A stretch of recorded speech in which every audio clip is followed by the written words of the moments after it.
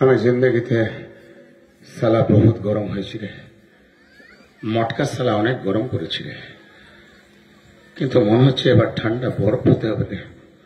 জানিস বটা, মাঝে মাঝে একটু ঠান্ডা বরফ হতে হয় রে, নইলে ওই গরমটা সালা নিজের জিন্দগিটাকে পুড়িয়ে ছাই করে দেয় রে।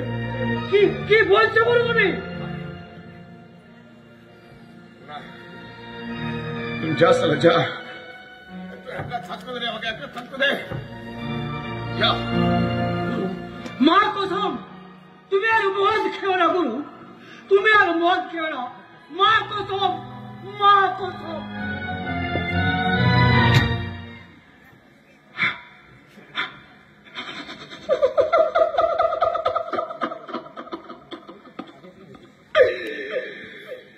ভারত মস্তানের মা কসম। বটা কি কসম দিয়ে গেলি রে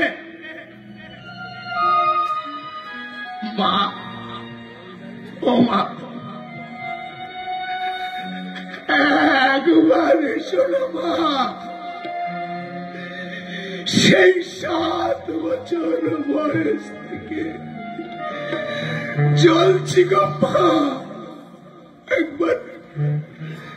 একবার তোমার ওই ঠান্ডা কোলটাতে মাথা রেখে আমাকে একটু ঘুমোতে দাও না মা,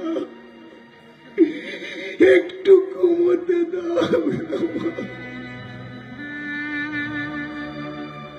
ভারত,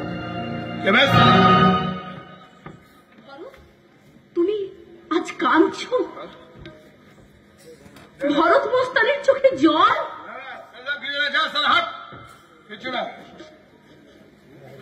ভরত মস্তান তো কখনো মদ খায় না, তাহলে আজ হঠাৎ মদ? খেয়েছি খেয়েছি, বেশ করেছি সালা, খেয়েছি। তোর বাপের কি সালি? হ্যাঁ সালা ভরত মস্তান যখন এই হাত দুটো দিয়ে সালা দিনের পর দিন একটা করে নাম্বার লাগিয়েছে, তুই মানা করেছিলিস? ভরত মস্তান যখন তারা ঘরের পর ঘর, এই দেখতে পাচ্ছিস কত ঘর জ্বালিয়েছে, বস্তিগুলোকে জ্বালিয়েছে সালা, কত তোদের মতো মেয়ের শীতের সিন্দুরগুলোকে মুছে কালো করে দিচ্ছে।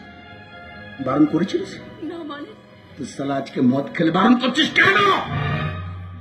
কেন সালা ভরত মস্তান এত পাপ করে মদ খাবে না,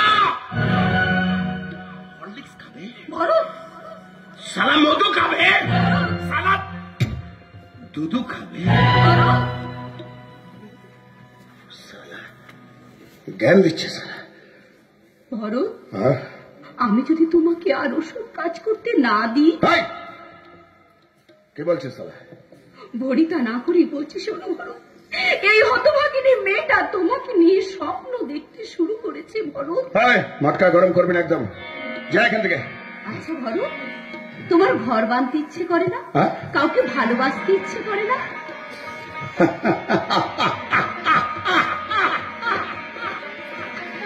সালা ভরত মস্তানের একটা কথা শুনে রেখো ভরত, একদিন তোমার হাত ধরে আমি এই পথে হোটেল মন্দাকিনীর রানী হয়েছি, আর আজ তোমার হাত ধরে আমি সেই পথে নামতে চাই। আমার পোড়া স্বপ্ন মোট আমি সবকিছু তোমার কাছে জমা রেখে গেলাম। তোমার ইচ্ছে তুমি সেটাকে সাজিয়ে দেবে, না তুমি তোমার পথে থেকে যাবে? আমি